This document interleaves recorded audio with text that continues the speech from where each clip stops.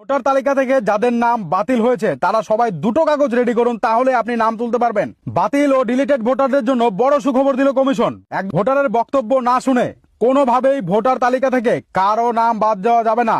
ভোটারের নাম বাতিল নিয়ে সাফ জানিয়ে দিল ট্রাইব্যুনাল। আপনাদের আবারও সুযোগ দেওয়া হবে নাম তোলার জন্য এবং আপনাদের আবারও সুযোগ দেওয়া হবে ডকুমেন্ট দেওয়ার জন্য। তো এবার কোন কোন দুটো ডকুমেন্ট দিলেই আপনারা নাম তুলতে পারবেন, লাস্ট অব্দি কন্টিনিউ করুন, তাহলে বুঝতে পারবেন। দেখুন, আবেদনকারীদের সঙ্গে তাদের বাবা বা মায়ের নথির প্রমাণ পেলে বিচারপতিরা দেরি না করেই মামলার নিষ্পত্তি করছেন। বুঝতে পারছেন কি দেখছে? শুধু এখন বাবা এবং মায়ের নথির প্রমাণ যদি পেয়ে যাচ্ছে, মানে যে সমস্ত ভোটারের নাম ডিলিটেডে আছে তাদেরই তো ঝাড়াই বাছাই চলছে, তাদেরকেই তো দেখা হচ্ছে তারা যোগ্য কিনা। ঠিক আছে, আপনি কাগজপত্র দিয়েছেন, এবার কাগজপত্রের পাশাপাশি কিন্তু দেখা হচ্ছে যে প্রথমে দেখা হচ্ছে বাবা মায়ের সঙ্গে কোনো লিঙ্ক আছে কিনা। বাবা বা মায়ের সঙ্গে যদি কোনো লিঙ্ক মিলে যায় তাহলেই তার নামটা উঠিয়ে দিচ্ছে। তো এর থেকে বড় ভালো খবর আর কি হতে পারে?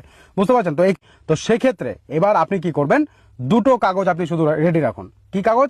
একটা হচ্ছে বাবা মায়ের ডকুমেন্ট আর একটা হচ্ছে আপনার ডকুমেন্ট। নির্বাচন কমিশনের দেওয়া 11টা ডকুমেন্টের মধ্যে যে কোনো একটা ডকুমেন্ট হচ্ছে আপনার, আর আপনার বাবা মায়ের যে কোনো একটা ডকুমেন্ট। বাবা বা মায়ের নথির প্রমাণ পেলেই